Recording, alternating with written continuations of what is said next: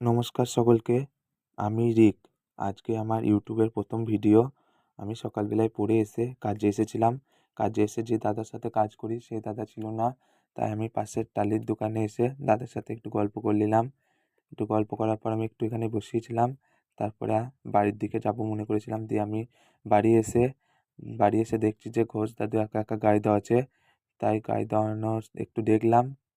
দেখার পর এই যে দেখছেন ঘোষ দাদু এখন দুধ মাপছে। দুধটা মেপে লেগ।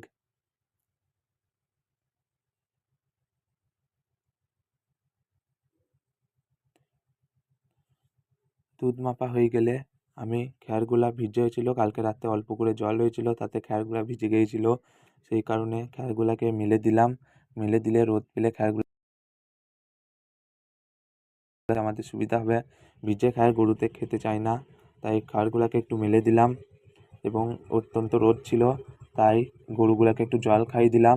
গরুটা যতক্ষণ জল খাক, এটা আমার ফার্স্ট ভিডিও, তাই বানানোর চেষ্টা করলাম। আপনারা সবাই ভালো থাকবেন। ধন্যবাদ।